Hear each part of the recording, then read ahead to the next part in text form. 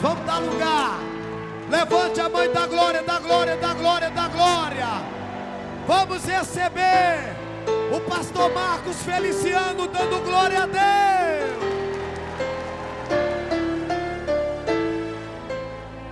Glória a Deus. Cumprimento os irmãos com a paz do Senhor. Cumprimento os irmãos com a paz do Senhor. Quem está feliz com Jesus nesta manhã, encontre uma pessoa bonita do seu lado e dê um sorriso para ela. É uma alegria poder regressar a Duque de Caxias, principalmente aqui nesta igreja do meu amigo particular, esse homem que é um apóstolo, pastor Edinaldo. Muito obrigado pelo convite, pelo carinho, pela confiança, principalmente porque nesses dias há uma parceria desta igreja com o maior encontro missionário do mundo, que é os Gideões Missionários da Última Hora. Aqui nesta manhã, muito bem representado pelo pastor Melquisedeque. O meu sonho é ter um bigode igual o seu ainda. É que tudo que eu faço vira polêmica, então só não deixei o bigode ainda por causa disso. Mas daqui uns dias eu vou criar coragem. Pegue na mão de quem está do seu lado. Aperte a mão da pessoa com carinho até ela falar aleluia. Pentecostal que não faz barulho está com defeito de fabricação, não é? Vamos orar? Pai, nós te exaltamos e te glorificamos. Daqui a alguns minutos os que entraram tristes neste lugar saltarão de alegria. Os que vieram se arrastando vão voltar para suas casas voando nas asas de um novo tempo. E antes que eu comece a ministrar a sua palavra, cerque esta igreja com a sua glória. E num raio de 5 quilômetros onde houver um demônio alojado, eu dou a estes demônios segundos para sumirem daqui. Porque se não sumirem, serão queimados pelo poder da sua glória que aqui será manifesta. Rasga os céus sobre este lugar nesta manhã, e envie do céu para a terra uma comitiva de anjos. Que estes anjos desçam trazendo brasas de fogo nas mãos, comecem a esparramar estas brasas entre nós, e onde houver um crente batizado com o Espírito Santo, pega ele nesta manhã, Jesus, e mostra o caminho da verdadeira adoração. Fala conosco, Senhor, em o nome de Jesus teu Filho. E a igreja que crê diz amém. Toma o seu assento, aplaudindo a Jesus porque Ele é bom.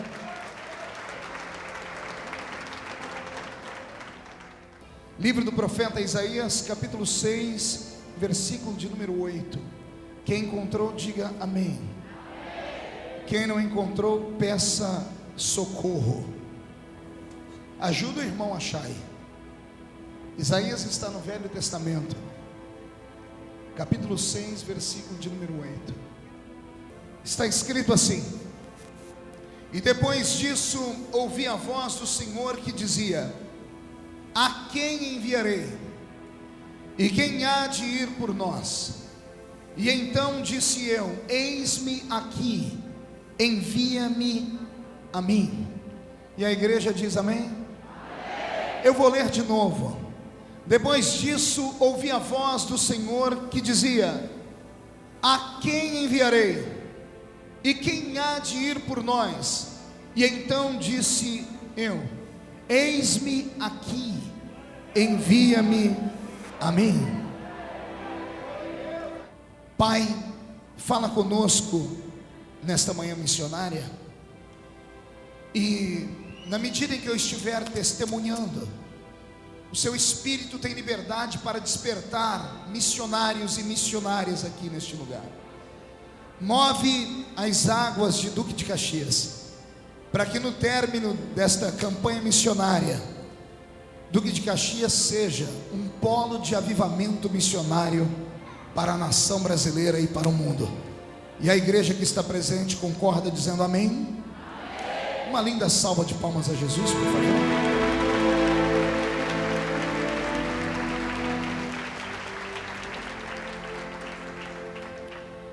Quem não tem lenço, prepare a manga da camisa ou a ponta da gravata, que nós vamos receber um batismo de quebrantamento aqui nesta manhã. Os poucos minutos que eu tive para meditar acerca desta manhã missionária me foram muito emocionante, porque aprouve ao meigo Espírito de Cristo me fazer lembrar de que foi em uma manhã missionária como esta que nasceu dentro deste homem que aqui está uma chamada linda, brilhante, divina, angustiante e sofrida. Todavia, eu faria tudo de novo se preciso fosse. E o Senhor falou comigo: ao invés de pregar nesta manhã, ao invés de dissertar teologicamente com o meu povo, conte para eles o testemunho da sua chamada. E depois deste testemunho, o Senhor me disse: vou eu levantar outros. Vou eu levantar outros com a mesma unção e graça que eu te dei. Alguém se candidata ao cargo aqui? Então dá mais um grito de glória, só para eu sentir que o povo está. Sua igreja será abençoada nesta manhã, porque uma das coisas que eu quase não conto ao redor do mundo é a minha história. Eu sou filho de uma lavadeira, filho de uma mulher simples, que até os dias de hoje, no século 21, no ano de 2011, não sabe ler e nem escrever. E tenho um orgulho muito grande de ser filho da dona Lúcia, porque é uma mulher valente, uma mulher querida, uma mulher guerreira, uma mulher que, como todas as mulheres e também homens, passa por dificuldades, enfrentou os reveses da vida e com maestria e ajuda de Deus, hoje bate no peito de orgulho, dizendo: Deus olhou para minha casa. Imagine você que no princípio da minha vida eu não tive tantas oportunidades de sobrevivência como alguns que estão aqui têm. Minha mãe solteira, grávida na idade de 17 anos, grávida de um homem casado, grávida de um homem conhecido na sociedade, recebeu dele a seguinte ordem: tire o menino, porque se ele sobreviver, o meu casamento vai ruir e acabar. E ela, por força da pressão dos seus dias, por ser uma mulher sozinha, que foi encontrada na rua pedindo esmola para comer, e quem a amparou foi o senhor José Antônio Novo, conhecido como Zico, que era meu pai, respeitou e tentou abortar-me. Mas quem é que pode matar aquele que Deus quer que viva? Quem é que pode falar não quando Deus diz sim? Quem é que pode empurrar a mão de Deus para trás quando Deus diz: eu vou estender a mão para abençoar? Quem? Ninguém. Nasci 8 meses dentro de uma estufa, porque essa cabeça aqui tinha vários buracos feitos pela agulha de tricô da dona Lúcia, que tentou me abortar. Com dificuldade sobrevivi. Cresci numa família pobre, numa casinha de 2 cômodos, onde nós dividimos 2 cômodos com 12 pessoas. Pense numa luta e numa prova. Na minha casa, panela e pinico era um problema. Cada hora um estava num lugar. E no meio de tanta pobreza, de tanta miséria, tudo que eu via, ouvia, me fazia sentir. E eu acabei crescendo revoltado com a vida, porque não havia nada pior do que chegar na escola e na hora das brigas de crianças, ao invés de alguém me chamar de gordo, de feio, de pobre, me chamavam de filho de mãe solteira. Numa época em que ser filho de mãe solteira era uma vergonha, porque hoje tem a tal da gravidez independente, que a elite adotou. A primeira do país a fazer isso publicamente foi a senhora Xuxa Meneghel, e tornou-se uma marca. Então hoje já não é mais vergonha saber que a filha do seu vizinho é mãe solteira. Somente no baixo clero é que isso é visto. A sociedade já não se importa mais. Mas há 38 anos, quando eu nasci, a vergonha e o vexame era tão grande que minha mãe não conseguia emprego nem para poder cuidar de criança dos outros, exatamente porque ela era mãe de um menino que não tinha pai. Aos 9 anos de idade, ou melhor, aos 6 anos de idade, de 6 para 7 anos de idade, eu morava no meio do centro de um quarteirão. Haviam 2 corredores que davam para entrar na minha casa, pelo quarteirão da entrada e pelo quarteirão da saída. A 100 metros, ou 100 e poucos metros, tinha a paróquia Cristo Rei. E todos os domingos, eu acordava antes da família inteira, no meio do ninho, porque eram 12 deitados no chão, na cama, ou naquilo que nós chamávamos de cama. E eu acordava ouvindo a batida do sino da igreja. E a batida do sino fazia disparar o meu coraçãozinho de criança. Até que um dia eu acordei com um sino batendo, mas o sino não fazia din-dom. O sino fazia Marco, Marco, Marco. E como criança eu me levantei, coloquei uma roupinha rota, um chinelinho havaiana, não acordei ninguém em casa. Saí e fui até a paróquia Cristo Rei. Sentei-me lá atrás nos bancos, uma menina, eu era pequeno, sofria de inanição para ajudar. Eu não entendia nada que o padre Ângelo, que era o pároco daquela congregação, falava, mas o meu coraçãozinho de criança sentia tudo. Ali nasceu a chamada do missionário. Então eu venho hoje dizer às pessoas que quando Deus quer fazer, Ele faz. E não interessa onde a pessoa esteja. Minha família não tinha afinidade nenhuma com o movimento evangélico, nem com o cristianismo pentecostal. Eu jamais colocaria os meus pés em uma igreja evangélica, se antes eu não tivesse me apaixonado por Deus na igreja católica. Então no catolicismo romano eu conheci Jesus. E eu me lembro que nesta manhã, enquanto o padre pregava, ele ainda pregava em latim para ajudar, eu não entendia nada. Eu ficava olhando para as paredes, e nas paredes da igreja tinham as imagens da via da crucificação. E lá na frente, atrás dele, tinha uma imagem de quase 3 metros de um Cristo pendurado. E aquela imagem bateu no meu coração com pena, porque mesmo como criança eu já sabia o que era dor e o que era sofrimento. Naquele dia, quando a missa terminou, as irmãs que cuidavam da igreja não sabiam onde eu morava, não sabiam quem era minha mãe. Eu, quando criança, muito criança, travei, não conseguia falar com ninguém. Me levaram para a casa das mulheres que cuidavam da igreja católica. Virou um tumulto na rua da minha casa, porque minha mãe achava que eu tinha sido sequestrado ou roubado por ciganos. Até que alguém me reconheceu e me levou em casa. E as mulheres da igreja chegaram na minha mãe e falaram: não bata nessa criança, porque ela é especial.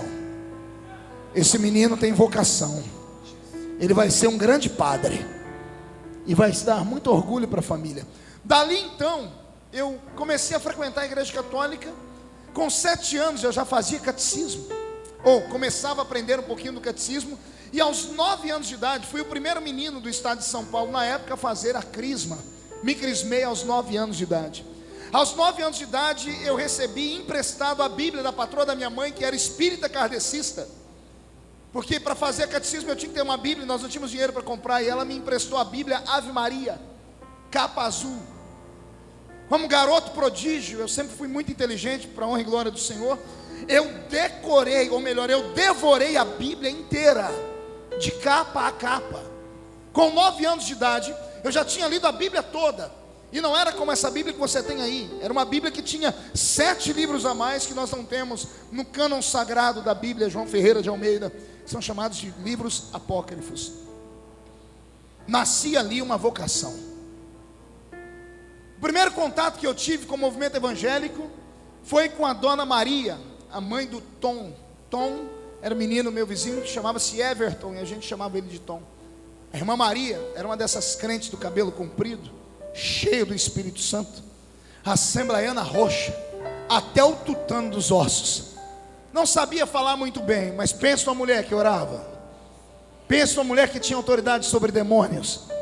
E todas as vezes que ela me via com a Bíblia Ave Maria indo para a igreja católica, ela me chamava e dizia: onde é que você vai? Eu disse: eu estou indo para a igreja. E ela falava para mim: Jesus tem um plano na sua vida. Eu disse: é por isso que eu estou indo na igreja. Ela não se conteve, até que um dia ela me chamou e disse: vem cá que eu vou te mostrar o que é a verdadeira fé. E ela abriu um livro que tinha um monte de imagens do fim do mundo. Veja só, uma evangélica chamou um menino católico e me mostrou um livro dos Testemunhos de Jeová. Você está entendendo ou não? Uma irmã evangélica chama um menino que está indo para ser coroinha dos padres e mostra para ele um livro dos testemunhos de Jeová, porque aqueles livros dos testemunhos de Jeová de antigamente mostravam o fim do mundo, mostravam as pessoas caindo dos prédios, o mundo pegando fogo. Era a linguagem dela, porque ela não conseguia me convencer de outra forma. Então ela disse: se você não se converter dos seus pecados e não parar de adorar aquela imagem daquele Deus que está pregado na cruz até hoje, você vai para o inferno. Isso me fez, durante várias missas, terminar a missa, eu ir lá e ficar olhando para a imagem daquele Cristo, com muito receio. Um dia eu toquei nos pés dele e tirei, e quando eu toquei nos pés dele estava cheio de poeira, e eu comecei a imaginar com a minha mente de criança: que Deus é esse que fica empoeirado na parede? Não, você não entendeu, eu vou repetir: que Deus é esse que fica empoeirado em cima da parede? Comecei a pensar, faz 2 anos que eu venho na missa, faz 2 anos que ele está pregado naquela parede, ele nunca saiu dali para nada. Oh, Jesus começou a trabalhar no meu coração, igreja. Até que um dia, com 13 anos de idade, me levaram a uma igreja evangélica, e eu sentei do lado de um menino que chamava Márcio, ainda se chama Márcio. Um menino só tinha 2 dentes na boca, o zagueiro e o atacante. Mas quando eu sentei perto dele, porque quem me levou era o Ronaldo, que tocava trompete, ele tinha que ir lá para a banda, ele me deixou aqui atrás ao lado do Márcio. E eu não entendia nada que aquele pregador pregava. Quem pregava naquele dia era o presbítero irmão Jonas. E o irmão Jonas pregava e levantava a perna e dava gritos, e eu não entendia nada do que ele falava. Mas cada coisa que ele falava subia um arrepio na minha coluna, que eu não entendia nada. E eu olhava para o Márcio olhava para mim e falava umas coisas esquisitas. Naquele dia, antes de eu ir para frente aceitar Jesus, eu perguntei para ele: Márcio, a sua mãe trabalha com floricultura? E ele: não, por quê? Sua mãe é jardineira? Não, por quê? É que toda hora você fica falando samambaia, samambaia. O que é essa samambaia? Não era samambaia, eram as línguas estranhas que ele falava. E eu falava para ele: cada vez que você fala samambaia, me arrepia todo o corpo. Que samambaia que é essa, Márcio? E ele sorrindo diz assim: isso é o poder do Espírito Santo.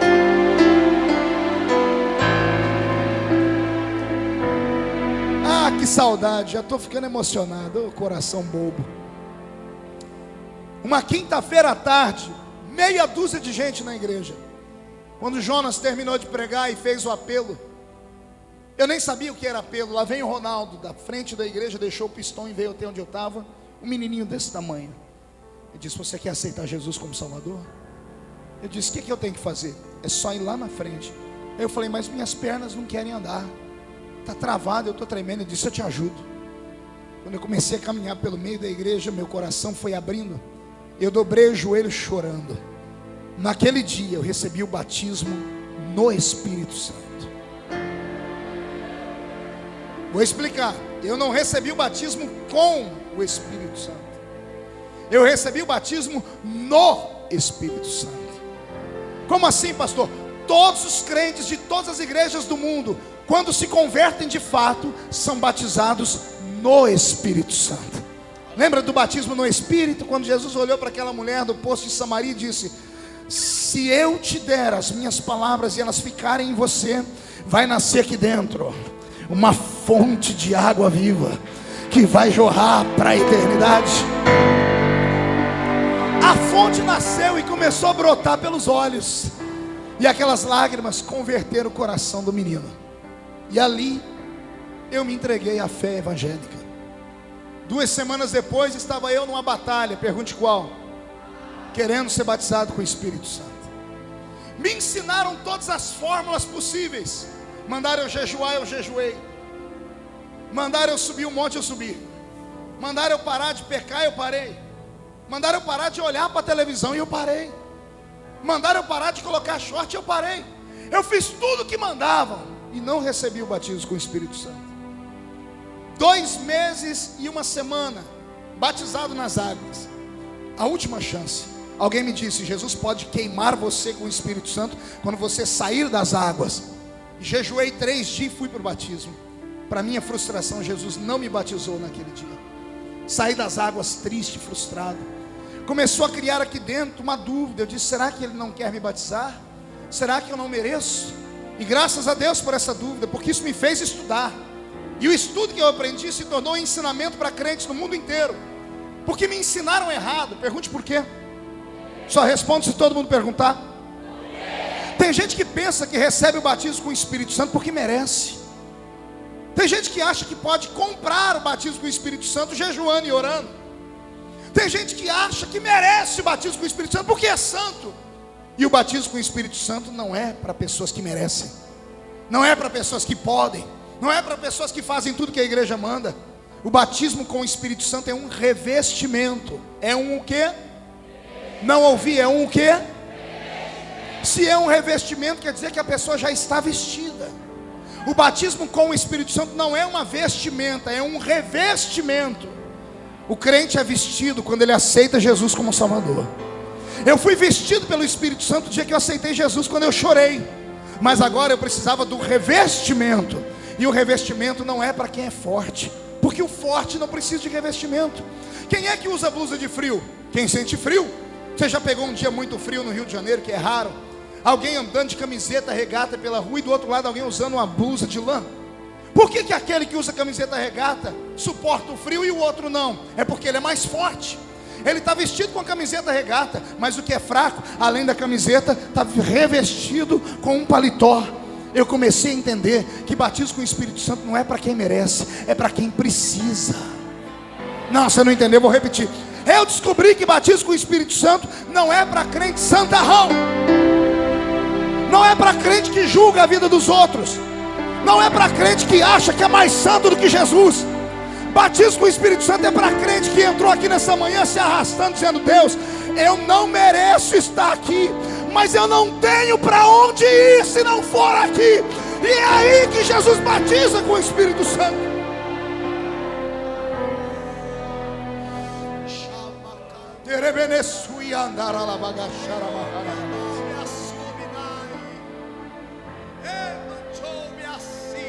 Recebi o batismo com o Espírito Santo num dia que eu não esperava. O batismo de 3 meses seguinte. Estou eu na igreja, sentado na galeria, saudoso pastor Luiz pregando, de Capinópolis, Goiás. Ele pregou a mensagem toda muito linda, mas não mexeu aqui dentro. Aí ele começa a fazer o apelo, e as almas começam a ir para frente. E cada vez que uma alma aceitava Jesus como Salvador, meu coração sacudia. Comecei a tremer e a sentir uma coisa que eu nunca tinha sentido na vida: as almas aceitando Jesus, no apelo. Então eu toquei num amigo meu que estava do meu lado, chamava Betinho, ou Roberto, chamamos ele de Betinho. Disse: Betinho, vamos embora daqui. O Betinho me olhou com o olho arregalado e começou a gritar. Eu falei: o que foi? E ele começou a gritar e pular. Eu disse: o que está acontecendo? E ele começou: irmão, Jesus batizou ele com o Espírito Santo. Eu, na minha mente, estava falando em português, mas ele me ouvia falar em línguas estranhas. Eu fui batizado com o Espírito Santo de uma maneira inusitada. Eu nem sabia que estava falando em línguas. Naquele dia, Jesus me queimou com o selo da chamada missionária. Ele me batizou com o Espírito Santo quando almas se entregavam para Jesus. Não foi no grito áspero do pregador. Era Deus apontando como seria o ministério que Ele tinha para a minha vida. Comecei a pregar no meio da rua. E desde os 14 anos até os dias de hoje, aos 38, todas as memórias que eu tenho nesta cabeça estão alienadas a eu estar com um microfone como esse na mão, ou a um microfone ligado a uma caixinha de som. Às vezes o microfone ligado a uma caixa de som, ligado numa bateria de carro, porque não tínhamos energia. Às vezes usando um megafone, que muitas das crianças nem sabem o que é isso. Colocamos na boca e pregamos. E às vezes eu pregava com o pulmão aberto no meio da rua. Por isso, mesmo sendo pequeno, a minha voz virou uma voz de trovão. E ainda dá para deixá-la mais grossa ainda. Foi por isso, de tanto pregar, meu pulmão se expandiu. Aprendi a pregar no meio da rua. E agora vem a parte mais linda, pergunte qual. Descobri um texto na Bíblia que moveu a minha alma. Marcos 16 e 15. Ide por todo mundo e pregai o evangelho a toda criatura. Quando esse texto entrou na minha alma, eu falei: Deus, eu quero ir para o mundo inteiro. Só que eu nem sabia que o mundo era tão grande. Criado numa vila chamada Vila Tatu, com 16 anos de idade, Roberto, eu nunca tinha saído de Orlândia, onde você conhece. Aos 16 anos de idade e meio, eu fui a Sales Oliveira, que é uma cidade de 5 quilômetros do nosso lado, e eu achei que era a maior viagem da minha vida. Mas desde então eu comecei a orar e dizer: Senhor, eu quero pregar no mundo inteiro. Quero pregar no mundo inteiro. Vale aqui um conselho àqueles que sonham em ser pregadores. Talvez tenha sido por isso que Deus cumpriu o meu pedido. porque o meu pedido era um pedido de criança, era um pedido desprovido de malícia. Eu não estava pedindo para ser um pregador de renome nos Gideões, eu não estava pedindo para dormir nos grandes hotéis, eu não estava pedindo para andar de avião, nem para ganhar ofertas, nem para ter meu nome na mídia. Eu estava dizendo com o coração aberto: Papai do céu, me usa como pregador, eu quero ser um pregador. E a chamada foi crescendo dentro do meu peito. Um dia, como ninguém me dava oportunidade para pregar na minha igreja, porque eu passava vergonha. Imagine você que a primeira vez que eu subi num púlpito para pregar, o pastor me avisou um dia antes, eu não dormia a noite inteira procurando um texto. Subi no púlpito com o dedo no meio da Bíblia, num domingo de manhã como este aqui. Foi a primeira vez que eu subi num púlpito.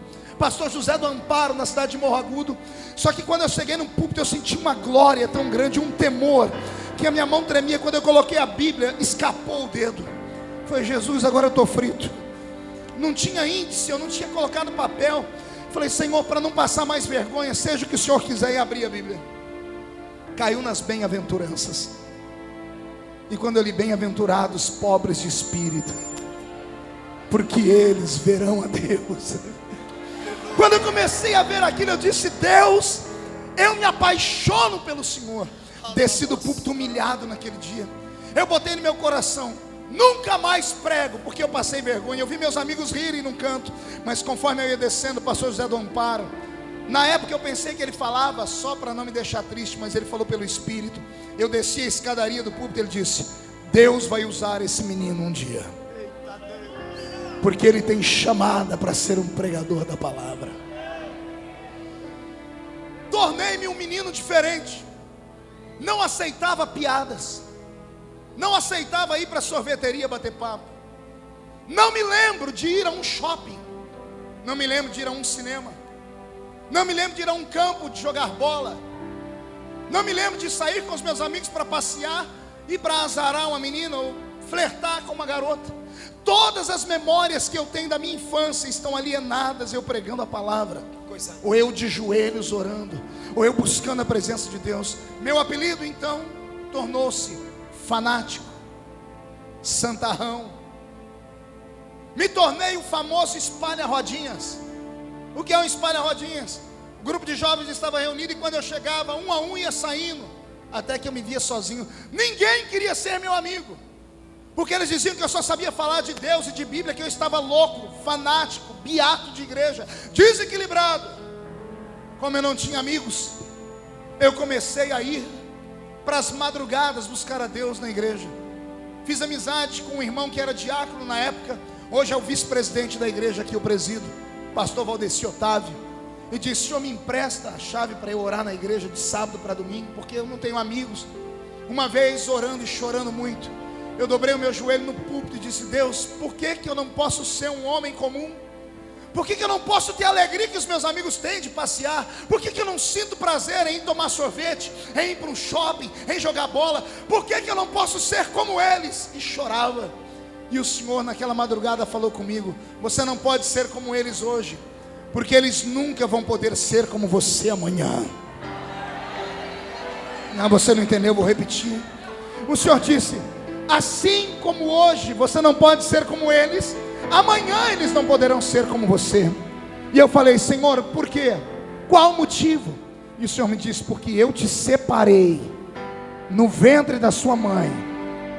A obra que eu vou fazer através da sua vida vai marcar um tempo, uma geração inteira. Onde você não for, a sua história irá.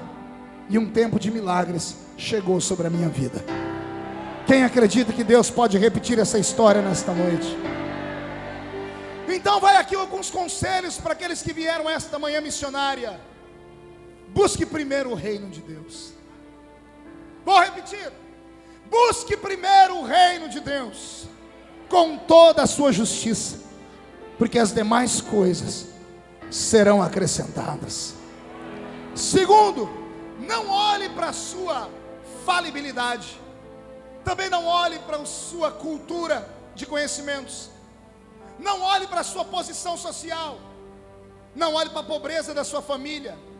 Não olhe para o vazio de Cristo dentro da sua casa, porque de repente você é só você na fé. Se você tem uma chamada, se você tem um desejo, sonhe com Ele.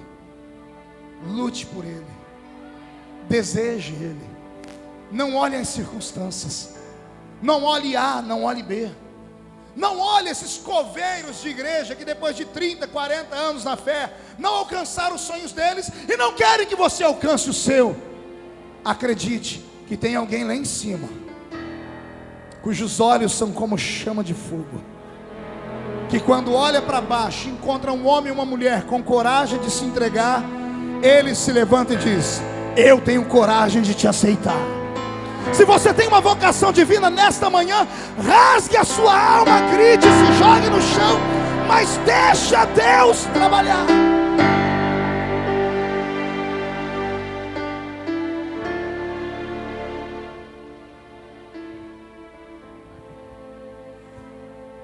(16 anos de idade), me apaixonei por uma visão divina. Pergunte qual? Sonhei com um país chamado Romênia, que fica no noroeste da Europa. Meu coração quase saltou pela boca quando Deus me revelou esse país.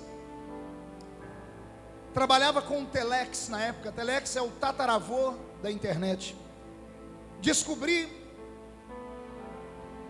os locais onde a Romênia tinha um escritório no Brasil, as embaixadas, e mandei para eles e-mails dizendo que eu queria conhecer, Telex, perguntando a eles como conhecer mais sobre o país, sobre a língua, e recebi livros dos consulados. Recebi uma fita, decorei uma frase que mal sei o que significa, em noroeste da România, estava lá na fita, só para eu pegar o sotaque. Peguei o livro e comecei a comer o livro, e li sobre Bucareste, a capital. Dias depois chega na minha mão um LP, um compacto. O nome era Torturado por Amor a Cristo. Reverendo Richard Wurmbrand, um homem que veio ao Brasil anos depois dar testemunho da sua pregação. Eu não pude ir vê-lo em São Paulo, mas os amigos que foram vê-lo disseram que ele não pregou com a boca. Ele tirou a camisa no púlpito e diante de 40 mil pessoas mostrou as cicatrizes que ele recebeu do regime comunista da Romênia, por ser um pastor dentro daquele país. 14 anos presos, longe da esposa. Assistiu à morte do filho dele em loco. Como eles não conseguiam matá-lo, arrancaram as unhas da mão e dos pés dele por várias vezes. Puxaram a língua dele, deixaram a língua dele esticada por mais de meia hora, com um prego furado em uma madeira. Queimavam ele. Nas noites frias da Rússia, tiravam ele de uma água quente e colocavam ele no gelo. Antes dele entrar num estado de hipotermia, ele voltava para o calor. A prova máxima foi quando trouxeram o filho dele, e um soldado romeno disse: vão matar o seu filho.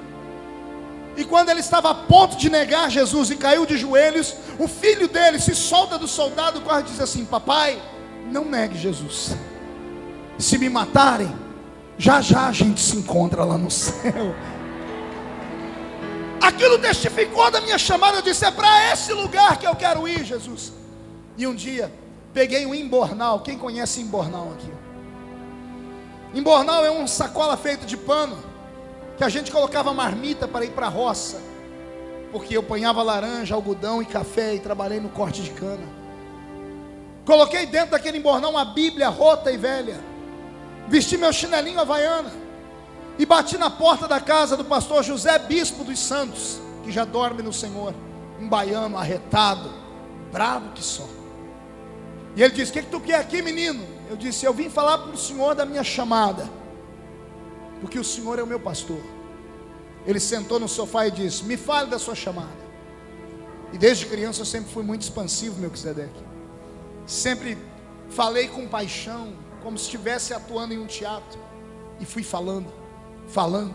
Quando eu me vi, eu estava em pé na sala dele pregando, dizendo: vou falar para os romenos que Jesus ama eles, pastor. Quando eu disse isso e terminei, ele se levantou e disse: acabou? Eu disse: sim, senhor. Eu disse: sente aí, porque agora você vai ouvir um par de verdade. Ele olhou para mim e disse: onde você mora? Eu disse: na Avenida D, número 516, na Vila Tatu. Ele disse: quem é seu pai? Eu disse: eu sou Zico. Ele mora com você? Eu disse: não. Você tem como provar que ele é seu pai? Eu disse: não, porque no meu RG não tem o nome do meu pai. Hoje eu não apresento mais meu RG, apresento a minha carteira de deputado federal. E os amigos podem ler aqui na minha filiação. Qual o nome que está escrito aqui, companheiro, na filiação? Lúcia Maria Feliciano. Qual o nome do pai? Não tem. Só tem o nome da minha mãe. Pode filmar aqui. Não tem o nome de pai, sou o famoso filho bastardo. E o pastor sabia disso. Quando eu disse para ele que eu não tinha o nome do meu pai, ele disse: você congrega onde? Eu disse: eu congrego na Vila Tatu, no salãozinho de 3 por 4 metros. Os membros do salãozinho são ricos. Eu disse: todo mundo corta a cana.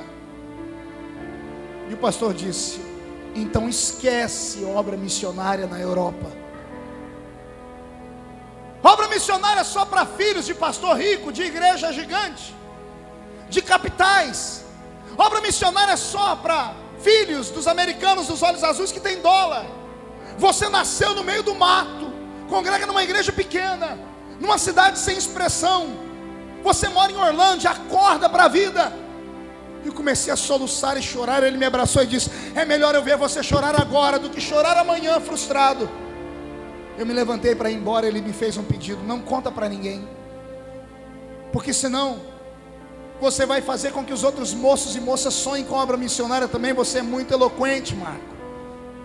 Eu não prometi, por isso que eu estou contando aqui. Naquele dia eu cheguei na minha casa de 2 cômodos. O nosso quarto, o que nós chamávamos de quarto, dava para o meio de um pasto. A janela de madeira pesada, fechada com a tramela. Quem conhece tramela aqui? Tem gente com um pezinho na roça também. Eu abri aquela tramela. Eu era muito pequeno. Minha mãe tinha uma máquina de costura Singer, daquela que você tinha que dar partida nela aqui e ficar bombeando aqui com o pé. Quem conhece máquina de costura assim? Como eu era pequeno, eu não atingia a altura daquela janela. Eu subi em cima dessa máquina e abri a minha Bíblia num outro texto que eu tinha me apaixonado. Só que eu não conseguia ler. Pergunte por quê. O versículo não existia mais na Bíblia. Pergunte por quê. Porque todas as noites, depois que Jesus me falou da Romênia, eu chorava em cima dele. Eu pegava minhas lágrimas, não tinha marca-texto, e eu marcava o versículo até que rasgou a Bíblia. Eu abri a Bíblia e mostrei para o céu. E falei: aqui está escrito: a quem enviarei? Quem há de ir por nós? E eu disse: eis-me aqui, Senhor, envia-me a mim. Fechei a Bíblia e comecei a gritar com Deus, dizendo: o Senhor é mentiroso. Porque aqui não está escrito que tem que ser filho de homem rico para fazer obra missionária. Aqui não está escrito que tem que ser famoso para fazer obra missionária. Aqui não está escrito que tem que ser americano para fazer obra missionária. Aqui o Senhor está perguntando quem quer ir, e eu estou dizendo: eis-me aqui.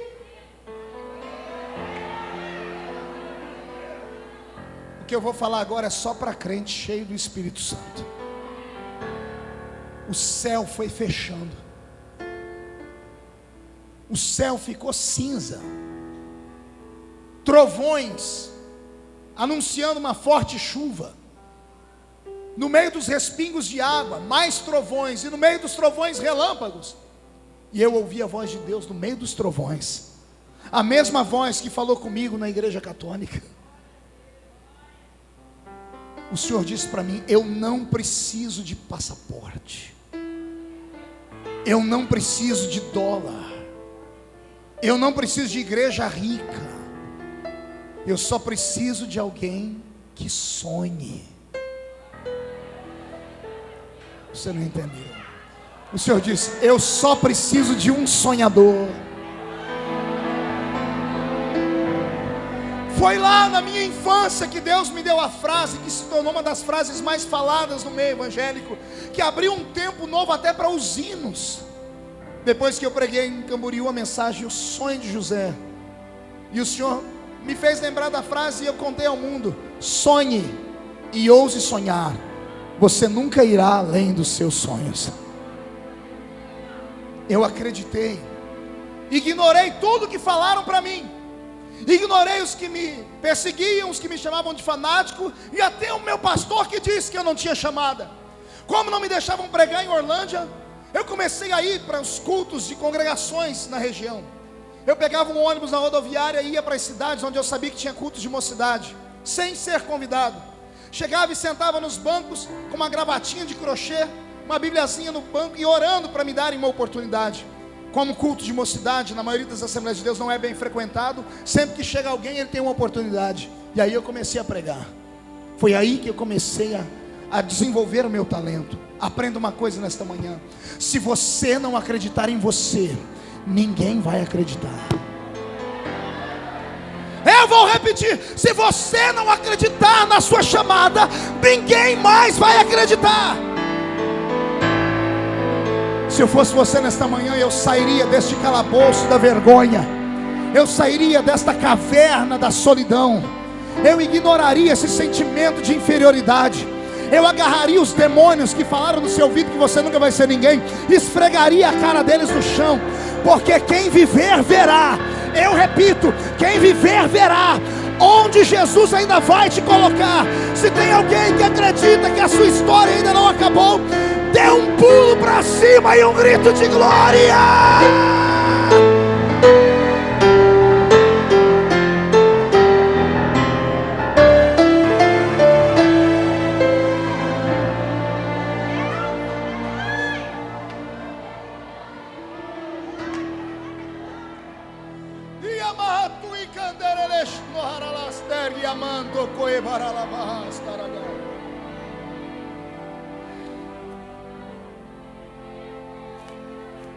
Fui consagrado ao diaconato logo após o casamento. Casei-me com uma mulher santa, a quem eu devo tudo que eu tenho e tudo que eu sou. Minha eterna namorada, a quem eu respeito e sou apaixonado por ela, a irmã de Leusa, que me deu 3 lindas filhas, Karen, Kathleen e Camille, que são a cara do pai. Mas o cabelo puxou para a mãe, graças a Deus. O cabelo das meninas é liso.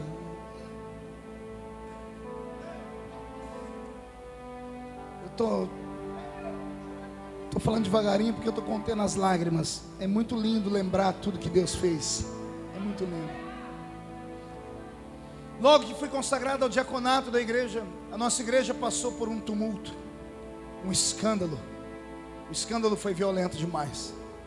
De 400 membros, ficamos com 10 crentes. Escândalos sexuais, morais, de ordem financeira. Em 3 meses a nossa igreja passou por pelo menos 10 escândalos consecutivos. Do tipo, o tocador da igreja, um menino que cuidava da banda de música, foi preso porque tinha um tarado, um psicopata na cidade, que se exibia nu para as mulheres. A polícia fez um cerco e prendeu. Era o moço da igreja. O pai da única menina que tocava teclado na igreja, uma menininha que com 10 anos de idade tocava o teclado na igreja, foi denunciado pela filha. E a mãe foi à delegacia. Dos 8 aos 10 anos de idade, o pai violentava a própria menina. E era o homem mais santo que tinha na igreja. 2 presbíteros desceram do púlpito por causa de mulheres. Um menino da igreja foi pego na rua mantendo relações com um cachorro. Um espírito maligno desceu sobre a igreja, sobre a cidade. Hoje eu entendo que era o diabo tentando destruir a semente de uma chamada. O diabo não sabe do futuro, mas ele percebe o futuro. É um psicólogo. Quando você vê uma pessoa que é crente, tudo dá errado na vida dele, irmão, não desanime a pessoa, fale para ela, permaneça. Vença pela perseverança. Porque tem pessoas aqui que não sabem o que Deus tem na vida deles, mas o diabo já percebeu o que é. Você não entendeu? Eu vou repetir. Tem gente aqui que não sabe porque sofre tanto, mas o diabo, porque conhece o homem desde que o primeiro homem esteve no mundo, sabe que toda pessoa que sofre demais é porque Deus quer dar a ele aquilo que não deu a ninguém. É por isso que Satanás faz de tudo para acabar com a sua família. É porque a sua chamada é grande. Eu repito, é grande. Eu repito, é grande. É grande, é grande. Pega essa palavra, é grande.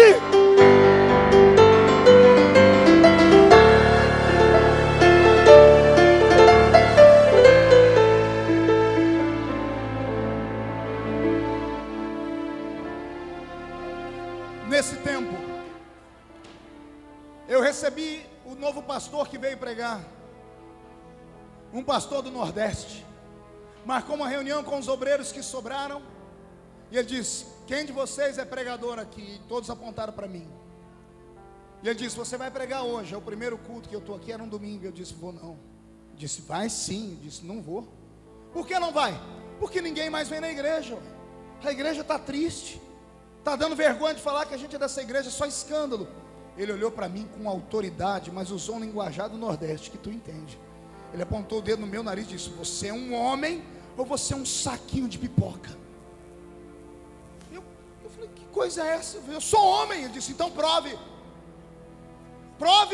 vem pregar hoje à noite. Eu disse: pois eu vou pregar hoje à noite. Mas eu saí da igreja, irmão, cuspindo fogo. Eu entrei na minha casa, olhei para minha esposa, a gente morava numa casinha de 3 cômodos nessa época. Eu disse: você se esconde naquele quarto e só sai quando eu mandar, porque eu vou brigar com Deus aqui nessa tarde. Eu coloquei um toca-fita cassetes, coloquei uma música do cantor Vitorino Silva, que é aqui carioca. Enquanto o pastor Vitorino cantava, eu dobrei meu joelho e disse: Deus, eu nunca fui sozinho para o púlpito, mas hoje eu preciso de um sinal. A minha oração não durou 5 minutos. Do encosto do sofá onde eu estava com a testa, veio um vento quente e forte, que bateu na minha testa e me jogou para trás. Eu caí no centro da pequena sala, debaixo da mesinha que tinha. Eu tentava abrir o olho, mas era como se uma lâmpada tivesse explodido nos meus olhos. Eu não conseguia abrir o olho de tanta claridade. Eu comecei a tremer, eu senti temor. Eu disse: Deus, não me mata. A voz do Senhor, que já havia falado comigo outras vezes dentro daquela sala, disse: não é morte, hoje eu te dou um ministério de fogo para as nações. Eu não fui ungido por homens. Talvez seja esta a diferença entre eu e outros grandes obreiros do país. Talvez seja por isso que eu sou chamado de rebelde, porque eu não obedeço ninguém, porque eu não obedeço nada de igreja, porque eu coloco uma pulseira, porque eu estico meu cabelo. Eu devo satisfação àquele que me ungiu, e aquele que me ungiu não estava na horizontal, estava na vertical. Foi ele que me ungiu.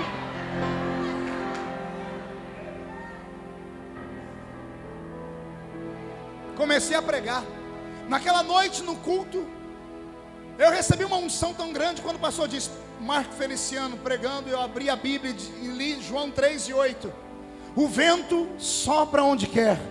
Fechei a Bíblia e disse: eu estava na minha casa hoje. A igreja de pé estava. Quando Deus soprou dentro da minha casa, quando eu disse isso, da porta da entrada da igreja até o púlpito, as pessoas começaram a cair no chão. Dezenas de homens e mulheres caíram. Eu não soprei, não joguei paletó. Virou um tumulto na igreja, porque naquela noite as pessoas que não vinham à igreja foram atraídas para vir ao culto, para ver o pastor pregar novo, o pastor novo pregar. Mas fui eu que preguei. O culto acabou 1 da manhã. Cura divina, batismo com o Espírito Santo. O pastor me arrebatou e disse: quarta-feira que vem avise na cidade, o Marco vai estar pregando lá na Avenida N, que era uma congregação. Na quarta-feira a igreja estava entupida de gente pela janela. Eu abri a Bíblia de novo e falei: o vento assopra onde quer. E acabou o culto de novo. Os crentes eram jogados nas paredes, eram jogados pelo chão. Começaram a me convidar e eu fui pregar em Poços de Caldas, o primeiro congresso que eu preguei. Naquela noite, enquanto eu pregava, uma palavra simples, que eu pregava e não acontecia nada. Só acontecia as coisas quando eu parava de pregar. Era uma coisa, eu achava que era pregador. Por isso que até hoje eu digo que eu não sou pregador, eu sou um contador de histórias. No meio da mensagem, eu senti o meu braço direito endurecer e crescer. Eu pensei que eu estava tendo um infarto. Eu parei de pregar no meio da pregação. Eu fiquei olhando para minha mão, porque estava inchada, eu enxergava ela grande. Quando eu virei para a igreja assim a mão, as pessoas sentadas começaram a cair para o chão. Eu me assustei e fui virar para falar para os pastores que eu não fiz nada. Quando eu fiz assim, caiu a bancada de pastores inteira.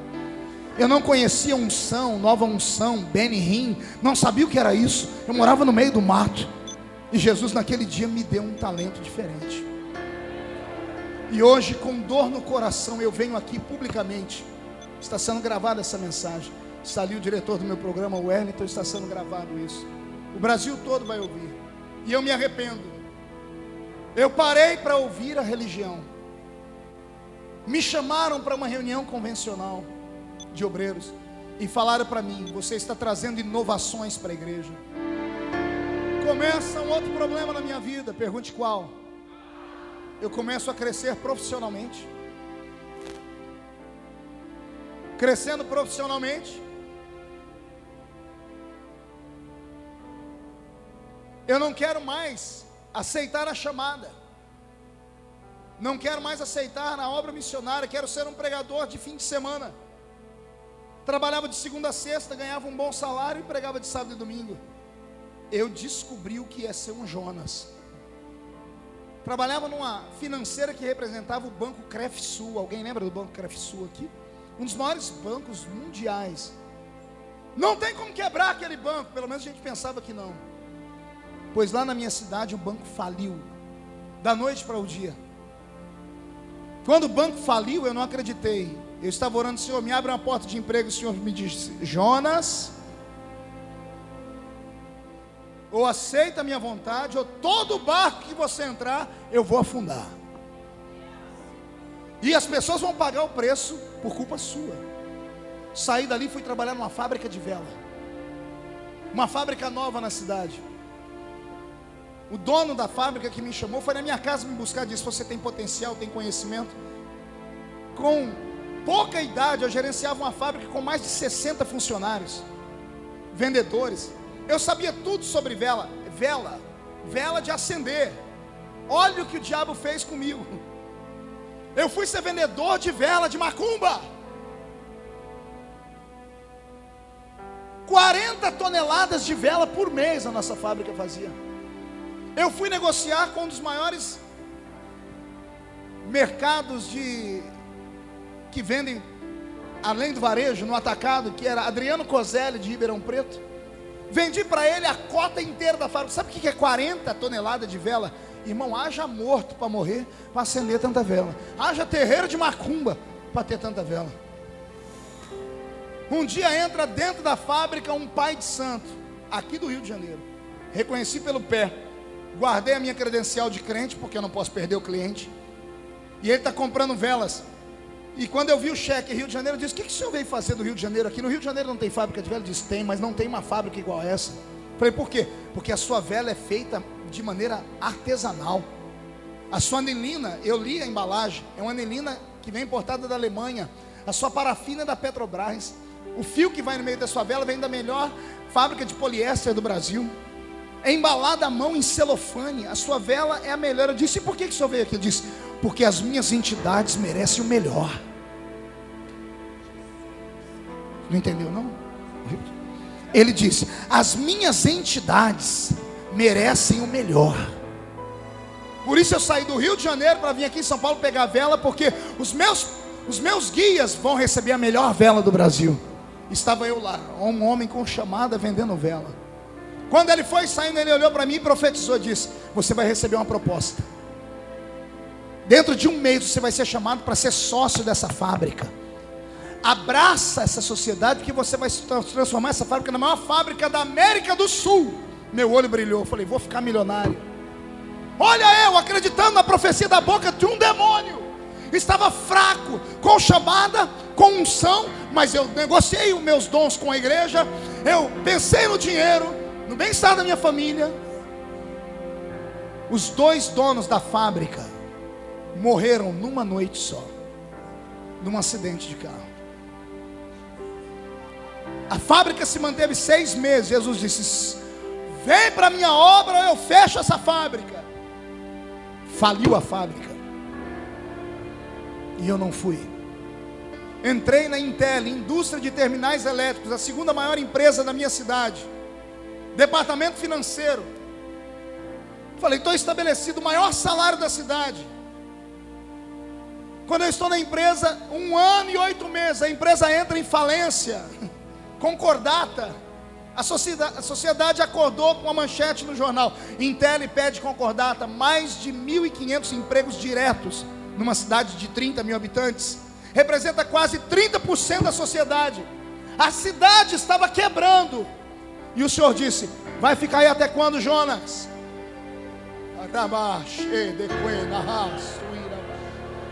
Falei com a minha esposa e ela disse: vai, pede as contas. Ela sabia que eu não tinha coragem. Ensaiei 2 meses. Eu dizia para ela todo dia no almoço: eu vou pedir as contas. Ela disse: pode ir que eu estou com você. Um dia eu, na minha mesa, comecei a sentir nojo do trabalho. Ai, me subiu um arrepio agora. Não foi isso que você veio perguntando a Deus? Por que você sente nojo do seu trabalho? Não é isso que você vem perguntar. Por que você não consegue mais entrar no escritório, naquela empresa?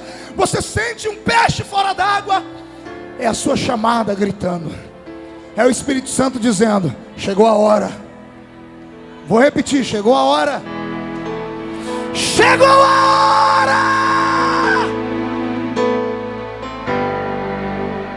Eu levantei da mesa onde eu estava e fui lá na sala do diretor financeiro. Problema: o diretor financeiro era um ancião das Testemunhas de Jeová e amava o meu trabalho. Eu sentei para ele e disse: senhor Roberto, eu vim aqui pedir as contas. Ele: por que, Marco? Não tem motivo. Ele disse: não, a empresa está passando por uma situação difícil, mas ela se levanta, é só uma concordata. A concordata é para levantar a empresa. Eu disse: senhor Roberto, eu sou o culpado dessa concordata. Ele olhou para mim e disse: como? Eu disse: o senhor não vai entender. Ele disse: tenta explicar. Eu disse: eu tenho chamada missionária, senhor Roberto. Eu sou crente, o senhor sabe. Eu disse: sei. E Deus me chamou para fazer obra missionária. E ele disse que se eu ficar aqui vai fechar essa empresa, porque as outras 2 que eu trabalhei já fecharam. Eu esperava ouvir tudo, menos o que ele me falou. Ele abaixou a cabeça. Quando ele levantou, ele estava chorando. Ele disse: eu sou testemunho de Jeová e nós também temos missionários. Eu sei quando alguém sente uma chamada. Ele olhou para mim e disse: com dor no coração, eu vou assinar a sua demissão, porque eu não quero segurar um homem de Deus aqui dentro. Você consegue reconhecer isso? Consegue imaginar um homem de uma religião contrária à nossa ser obrigado a se curvar e dizer: Deus tem gente que é especial, Deus tem uns xodós. Eu vou fazer o que se você é um xodó dele?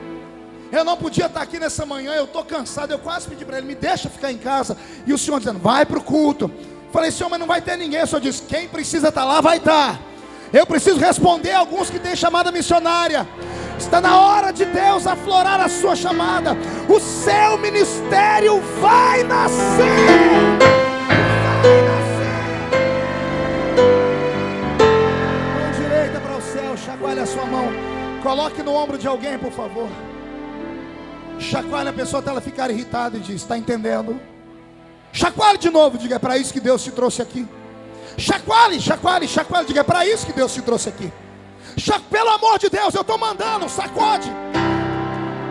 É para isso que Deus te trouxe aqui, para sacudir a sua chamada, para sacudir a sua história.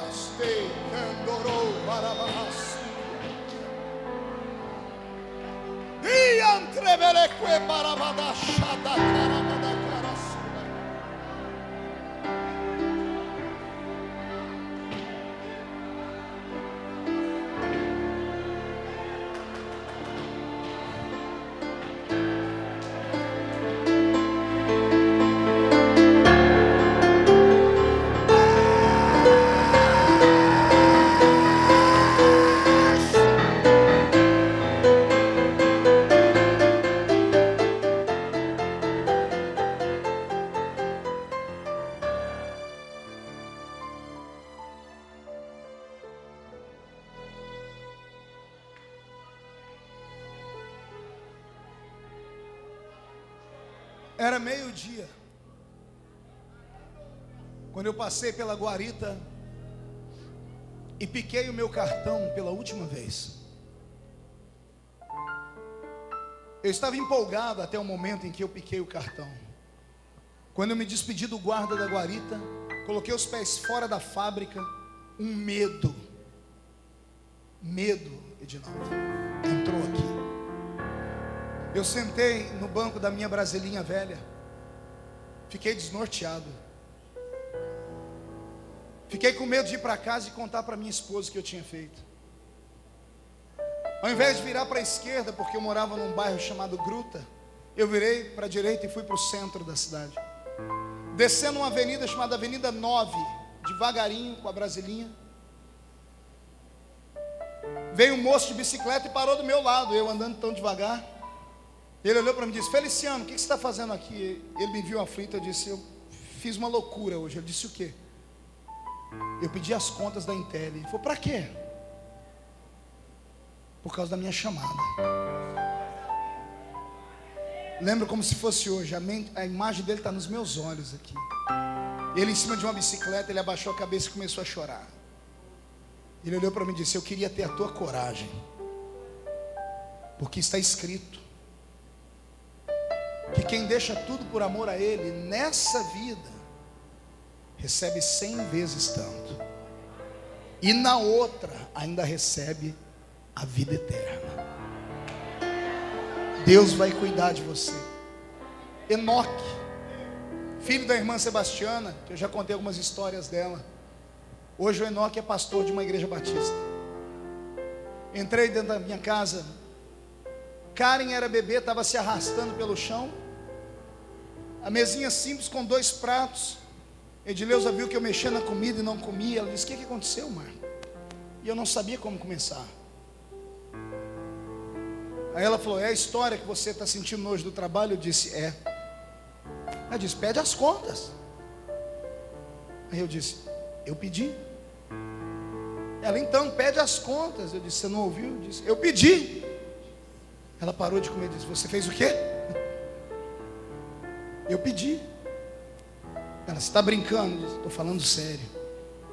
Ela parou de comer, foi no chão e pegou a Karen e envolveu a Karen nos braços. E ela disse: e agora? Eu disse: agora Deus proverá. Deus proverá. 4 meses de angústia. Pergunte por quê. Fui para a reunião de obreiro do campo, anunciei que estava saindo para a obra da chamada da itinerância. O pastor que lá estava olhou para todos e disse: irmãos, pastor, o irmão Marco Feliciano agora está na itinerância. Os irmãos abram a porta das igrejas para ele ir pregar, porque ele já é pregador dos cultos de mocidade. Só que agora ele precisa de uma ajuda, uma oferta. Todo mundo disse amém. 4 meses sem nenhum telefonema. Ninguém me convidava nem para animar festinha de criança, nem para fazer velório. 4 meses, o seguro-desemprego foi embora. Edileuza olhou para mim uma bela manhã e disse: olha, a última canequinha de arroz foi embora. E eu disse para ela, se ela pedisse para o pai dela, eu me divorciava dela, que meu sogro era rico na época. E ela, uma mulher de Deus, disse: eu não vou pedir para o meu pai, eu acredito em você. Naquela manhã eu saí com a Brasilinha velha e subi o meio do monte para orar. Eu acabei com uma árvore de tanto tapa que eu dei nela. A árvore não tinha nada a ver com isso, coitada. E eu falei: Deus, e agora? Eu comecei a pensar que tudo que eu tinha feito tinha sido emoção. Eu duvidei da minha chamada. Eu comecei a praguejar contra os profetas. Eu comecei a sentir nojo de mim. Eu disse: eu vou voltar e pedir emprego, porque minha filha vai passar fome. Deus não falou comigo naquele dia no monte. Eu saí de manhã, orei até a tarde, antes de escurecer. Quando eu vou entrando na minha casa, entrei pela cozinha. A mesa da cozinha estava cheia de sacolas de supermercado. Ao invés de eu ficar feliz, eu entrei gritando: Edileuza, eu falei para você não pedir para o seu pai. E ela chorando disse: não foi o pai. Eu falei: quem foi? Ela disse: a irmã Hélia. Quando ela disse a irmã Hélia, minha perna tremeu. Eu acho que o Elton entrevistou a irmã Hélia, né? Eu tenho num documentário. A irmã Hélia era uma mulher abandonada pelo marido ou viúva, não me falha a memória agora, mãe de 4 filhos desviados, e trabalhava num emprego de doméstica. Ela disse que estava dentro do supermercado fazendo compra para a família dela, quando Jesus disse: Hélia, tudo que você está comprando, compra em dobro, num outro carrinho. Para quem, senhor? Para Marco Feliciano. Palavras dela: Senhor, mas o Marco é genro do fazendeiro. O Senhor disse: não discuta, compre para o Marco Feliciano. Senhor, eu não tenho dinheiro aqui, O Senhor disse: você tem dinheiro no banco, vai e tira da sua poupança e compra para ele. E ela fez, pastor Dinaldo. Uma mulher sozinha, mãe de 4 filhos, abasteceu a minha mesa. Eu caí de joelhos e disse: Deus, por quê? E o Senhor disse: para você saber que quem cuida de você sou eu. Quem tem chamado aqui nesta manhã, não desista. Deixa o vento soprar, mas não entrega os pontos. Deus às vezes fecha a boca e se cala, mas Ele nunca fecha os olhos. E os olhos de Deus estão te olhando nesta manhã, missionário. Se você acredita na sua chamada e o vento está soprando muito forte, eu só tenho um conselho para você: usa o lenço, a manga da camisa, a ponta da gravata e derrama as suas lágrimas, mas não abandona a tua chamada. Vai chegar o tempo em que Deus vai te exaltar. Vai chegar o tempo em que todas as lágrimas serão enxugadas dos seus olhos. Vai chegar o tempo em que todo desprezo será aplaudido pelo tempo da exaltação. Eu não estou falando do que eu ouvi, eu estou falando do que eu vivi. Existe um Deus no céu que cuida daqueles que Ele chama.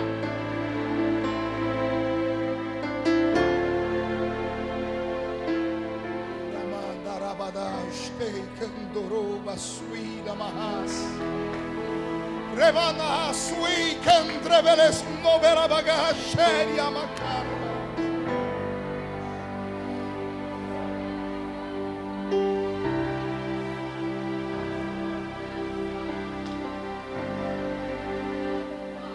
Nevenes tuia trevas nagarahai.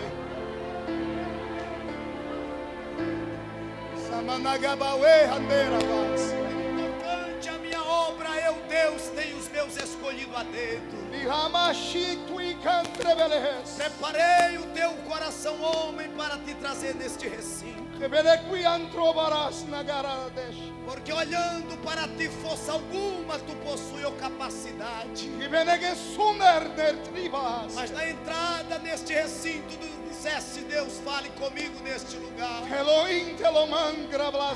E eu enviei o meu servo de tão longe para dizer e proclamar a ti que é chegado o tempo. Darei a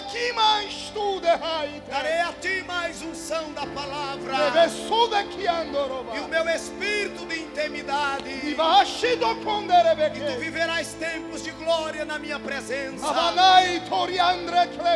Tu andarás sobre lombos de cavalos espirituais e entrarás dentro de uma esfera que tu não conheces, onde somente eu com poucos homens no mundo posso entrar.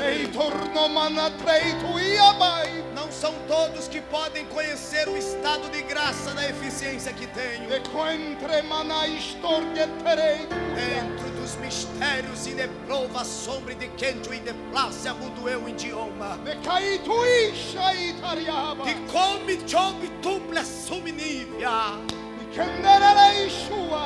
Compro sobre fogos de plácia. O que tenho eu o poder de fazer. De canto de quebra-plácia. E quando quero fazer, não peço opinião a homens. Sai de santo de conversa. Por isso entrego um rolo nesta manhã. De que nem se de sombra e de faz. Porque a obra missionária clama por ti. Ande compra sobre aquele povo não vai morrer. Nem caprácia. Eles vão viver. De comando. Porque eu te chamei. Na sombra do agora glorifica o meu nome. Assim diz o Senhor dos Exércitos.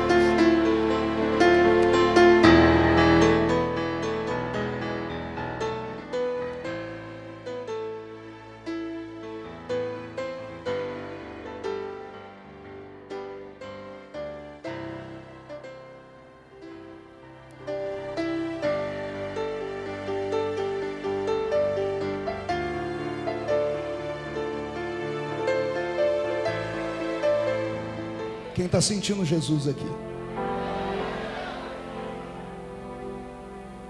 Deus abriu uma porta em Campinas, depois desses 4 meses de luta. Num culto, estou pregando, vejo entrar pela porta da igreja um moço amparado por duas pessoas arrastando os pés. No fim da mensagem, de surpresa, alguém sobe ao púlpito marchando e toma o microfone da minha mão. E eu me assustei, mas senti temor. A igreja entrou num desespero de glória, se é que você entende essa linguagem. Ele pediu silêncio e disse: os irmãos me conhecem. Eu estava no hospital hoje para morrer. Meningite aguda. Meus nervos não respondiam mais e minha língua não funcionava. Meu pai foi ao hospital e disse o médico para ele: vai morrer na casa do seu pai. E meu pai disse: ele vai sim, mas não é nessa casa desse pai. Eu vou levar meu filho na igreja hoje, na casa do Pai do céu, e Deus vai responder. Ele disse: enquanto o pastor pregava aqui, eu estava lá no banco, babando e com os meus nervos travados, quando eu olhei do meu lado e vi um homem de fogo. E o homem fez assim para mim, colocou a mão na minha cabeça, disse o moço. E o fogo que saiu da mão dele desceu pela cabeça, foi aos pés e voltou. Quando voltou, veio estalando os meus nervos. Eu dei um salto, estou aqui de pé curado, disse o moço. Me tornei o pregador da região de Campinas por 1 ano a fio. Pregava toda semana em Campinas, Hortolândia, Sumaré. Campinas, Hortolândia, Sumaré, porque tinha muitas congregações. Eu era o pregador do milagre do fogo. Jesus foi abrindo as portas. Recebi um convite de um homem que eu conheci em um dos cultos para ir a Uberlândia, Minas Gerais, ouvi-lo pregar. O mesmo pastor que profetizou para mim no congresso dos Gideões Missionários da Última Hora, Gregório Chartsuk, um gaúcho. Contei a minha história, ele disse: eu vou pregar em Uberlândia, quero você lá comigo. E eu fui com ele, e ele abriu uma oportunidade no culto para eu pregar no lugar dele. Quando eu terminei de pregar, veio uma irmã do círculo de oração de Uberlândia, colocou a mão na minha cabeça e disse: assim falo contigo, filho, dentro de um tempo, e metade de um tempo, vou abrir uma porta para ti, entra por ela, e eu vou cumprir o que eu te prometi. Não sabia interpretar, procurei o pastor novo que estava na minha igreja, disse: o que é um tempo à luz da Bíblia? Disse: 1 ano. E meio tempo? Meio ano. Ele disse: conte 1 ano e meio. Foi no carnaval de 1 ano isso. Carnaval do ano seguinte, 1 tempo. 6 meses depois, mês de agosto. Só que no carnaval do ano seguinte, eu estava pregando em Curitiba, ou numa cidadezinha próxima a Curitiba, e entra pela porta da igreja um grupo da antiga rádio Marumbi, que não pertencia aos Gideões ainda por completo. Entra Matheus Jensen, uma das maiores vozes musicais do Brasil.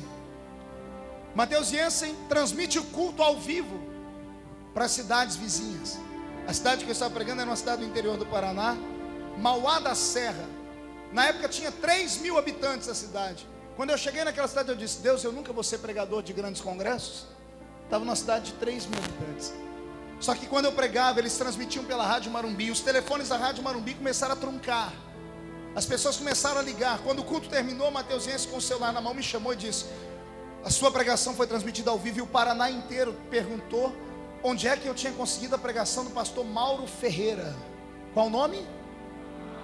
Tem alguém aqui da velha guarda assembleiana? Mauro Ferreira era contemporâneo do pastor Idecaso Takayama, um dos maiores pregadores do Brasil.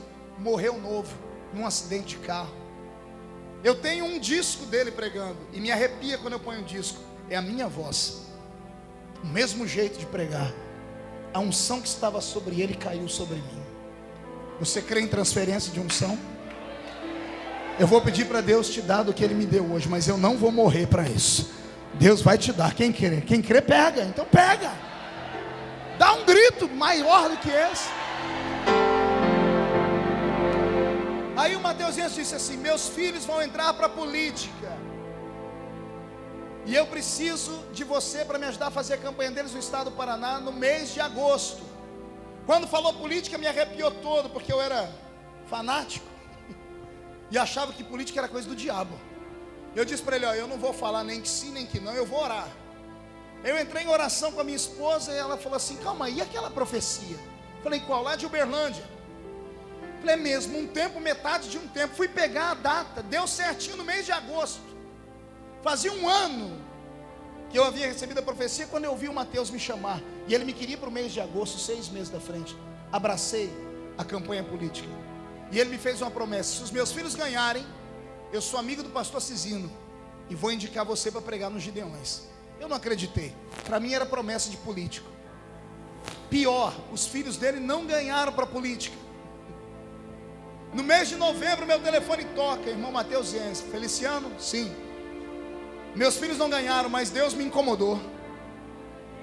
Eu vou te apresentar para o pastor Cisino para você pregar no congresso no mês de abril. E eu me empolguei, e o pastor Cisino aceitou.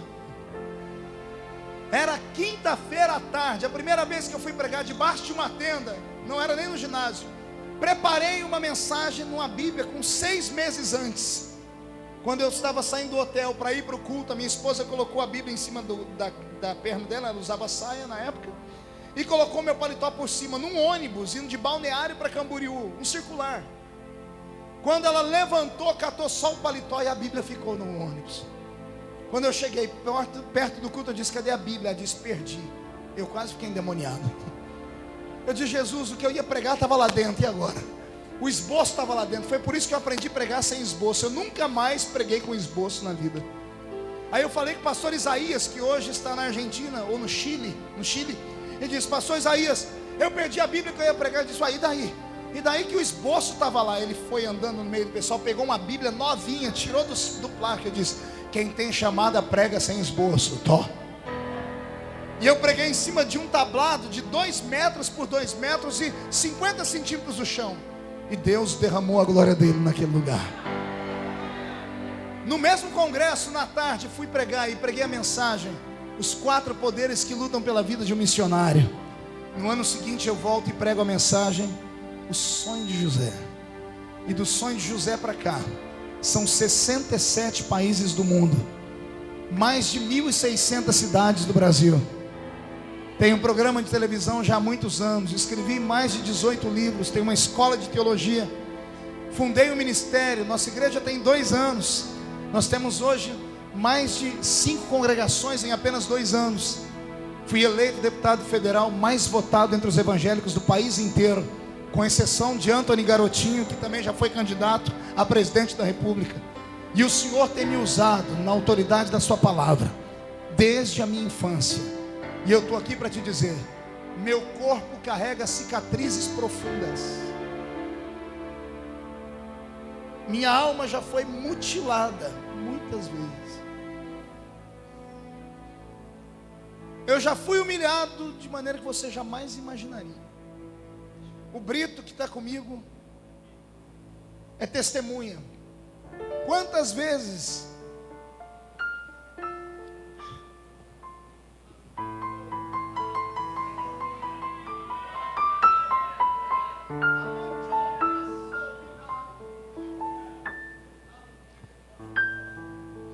a gente não tinha dinheiro para colocar gasolina no carro. A gente abastecia o carro com cheque para 40 dias. E a gente saía sem rumo. E eu parava nas cidades, encontrava uma Assembleia de Deus e ficava na porta esperando o culto começar. Lembra, Brito? Pegava a fitinha, tinha uma fitinha cassete branca e preta, e mandava para o púlpito. Quantas vezes pastores pegaram a fita e passavam um por um dos presbíteros e eles começavam a rir. O pastor levantava, vinha no pé do púlpito um lixo, ele abria o lixo e soltava a fita lá dentro. Ia por microfone e dizia: irmãos, temos uns vagabundos aí, gente que não quer trabalhar e quer viver de vender a mensagem. E ele dizia, e a Bíblia diz: de graça recebei, de graça dai. Dormimos na beira da pista, debaixo de árvores. Quantas vezes teve dia que eu falei: desisto. O peso da família viver solitária, o peso da família ter que muitas vezes não ter o suficiente para viver, mesmo sendo um grande pregador ou conhecido pelo menos. Me lembro uma vez indo para o Paraná, convidei minha esposa para ir. E ela disse: Marco, eu nunca te pedi nada nesses anos de casamento, mas eu não tenho lingerie. Eu fiquei com uma vergonha. Só quem é casado sabe a dor da sua esposa de falar: eu preciso de uma lingerie, você não tem dinheiro para comprar. É vergonhoso. E eu falei para ela: depois dessa viagem eu vou comprar. Fomos para Maringá, fiz um grande amigo lá, Dr. Almeri. O Dr. Almeri, na época vereador, me levou para a casa dele, me apresentou alguns empresários, abriu algumas igrejas para que eu pregasse. Quando terminamos, na hora de voltar para casa, no ônibus, ele do lado de fora pegou uma bala e falou: pastor, essa bala é para tua mulher, viu? Não é para o senhor não. E eu até brinquei com ele, falei: que ousadia é essa, rapaz? Eu disse: é para tua mulher. Ela pegou a bala, no meio do caminho, atravessando o estado do Paraná, ela lembrou da bala. Quando ela desembrulhou a bala, dentro tinha uma nota de R$50, amarradinha. Ela olhou para mim e disse: o que é isso? Eu falei: deve ser o dinheiro da lingerie.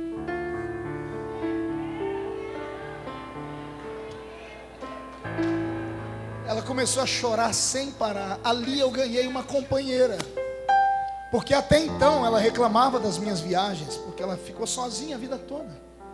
Desse dia em diante ela nunca mais me oprimiu. Chegou a reclamar, mas ela nunca impediu que eu fizesse a obra. Mas a surpresa maior estava por vir. Quando chegamos em casa, abrimos as malas, tinha um saquinho preto desses de lixo dentro da bolsa dela.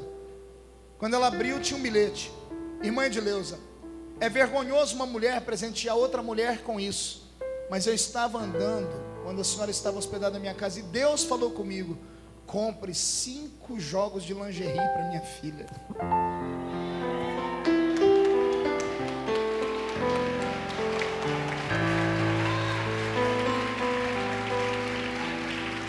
Para alguns pode não significar nada, mas só Deus sabe o que aquilo significou para mim naquele dia, para minha família. E eu estou aqui hoje, nesta manhã missionária, para te dizer: não desista da sua chamada. Não abandone o barco. Não entregue os pontos. Vai chegar o dia de Deus te exaltar. Incline a cabeça, porque eu vou profetizar. Vou profetizar com um poema. Assim diz o Senhor: quem te viu passar na prova e não te ajudou, quando ver você na bênção, vão se arrepender. Vão estar entre a plateia e você no palco. Vão olhar e ver Jesus brilhando em você. Quem sabe no seu pensamento você vai dizer: meu Deus, como vale a pena a gente ser fiel. Na verdade, a minha prova tinha um gosto amargo, mas a minha vitória hoje, ela tem sabor de mel.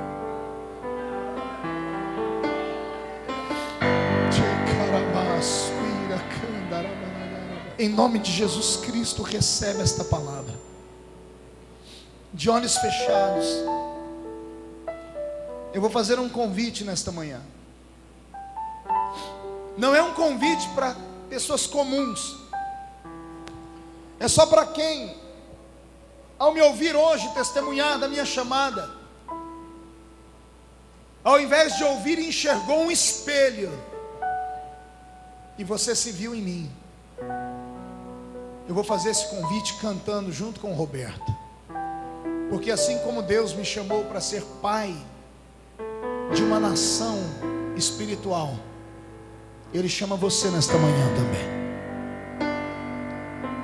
E se você tiver coragem, vai sair do seu lugar e vai vir aqui à frente, e eu vou orar pela sua vida.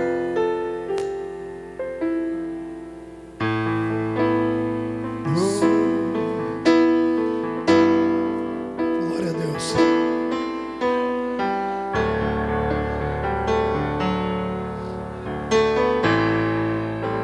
Sai de tua tenda, Oh filho meu, te mostrarei as estrelas do do céu, sai de sua tenda, ó filho meu, te mostrarei a areia do mar. Vem, será que podes contar?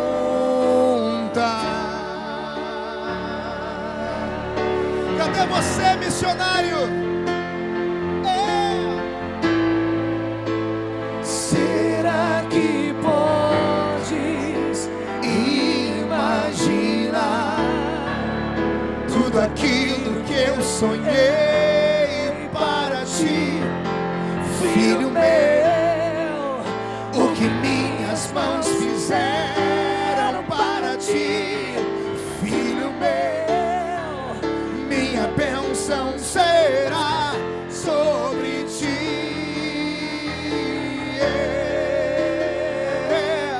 Uma nova história Deus tem pra ti. Um novo tempo Deus tem pra ti. Tudo aquilo que perdido foi, ouvirei de sua boca, te abençoarei.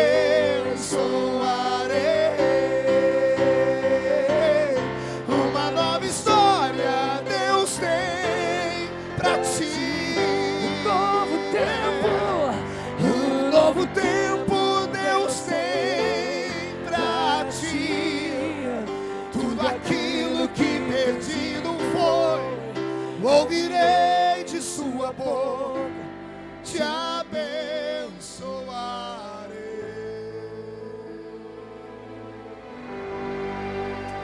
Eu vou te fazer um pedido agora, os que vieram, traga as tuas mãos ao redor do peito em forma de um abraço. Isso, coloque as tuas mãos ao redor do peito em forma de um abraço. Meu Deus, meu Deus, quem ora aqui é o teu servo Marco Feliciano. Eu estou envelhecendo, Pai. Eu estou cansado. Tem noites que eu não aguento, Senhor. A dor no pulmão, a saudade de casa. Eu fiz o que pude nesses anos. Agora o Senhor me leva para Brasília, para um cenário político nacional, para eu fazer a diferença lá dentro.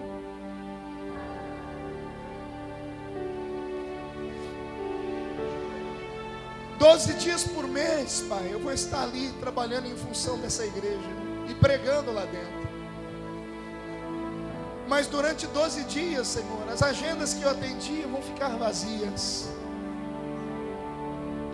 Levanta o teu filho, levanta a tua filha, abre a agenda deles, destaca o nome deles, libera sobre eles nesta manhã, início desta tarde, uma unção de fogo, de glória. Marca a vida deles com um tempo de milagres. Fortalece eles para não desanimarem. Os que já estão nessa tribuna, que estão passando pelo que eu passei, por calúnias, estão passando por perseguições. Fortalece os meus companheiros, Pai.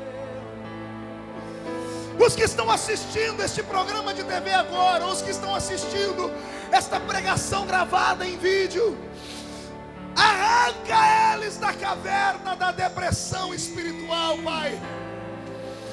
Eles vão se levantar, vão comer da comida que o anjo vai servir a eles, e vão caminhar mais 40 dias e mais 40 noites na força desta palavra. Eu profetizo que o Senhor está levantando aqui uma geração de fogo. Recebe, recebe, recebe, recebe, recebe mais.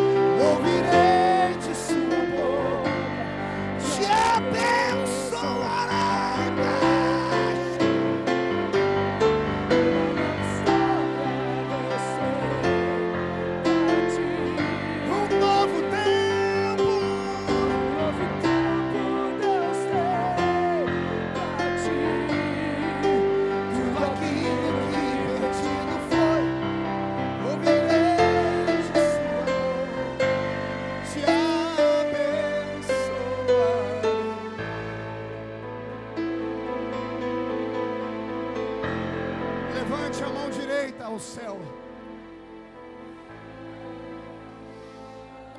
Feche os olhos e diga comigo, em nome de Jesus: eu não vou parar, eu não vou desistir, eu vou chegar lá. Queira o diabo ou não, queira os homens ou não, queira a religião ou não, queira a minha família ou não, eu vou chegar lá. Eu ordeno todos os demônios que bloqueiam chamada, venham para a palma da minha mão agora. Fecha a sua mão. Eu conto até 3, você joga no chão e pisa em cima. No 3, quando você pisar em cima, você vai abraçar 3 pessoas e vai dizer a eles: uma nova história Deus tem para ti. 1, você nunca mais será o mesmo. 1,5, sua família ainda vai sentir orgulho de você. 2, a sua igreja ainda vai reconhecer a sua chamada. 2,5, quem viver verá o que vai acontecer. 3, joga no chão, pisa em cima. Uma história Deus tem pra mim. Abrace 3 pessoas. Um novo tempo Deus tem pra mim. Tudo aquilo que perdido foi, ouvirei de sua boca, te abençoarei.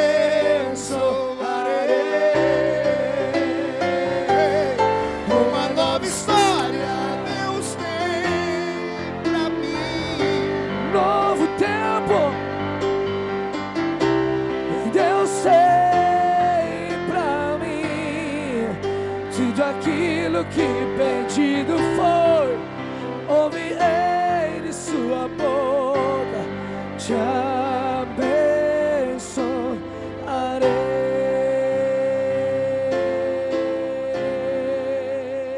Quem pode aplaudir? Quem pode aplaudir e gritar? Quem pode aplaudir, gritar e dar um pulo para cima?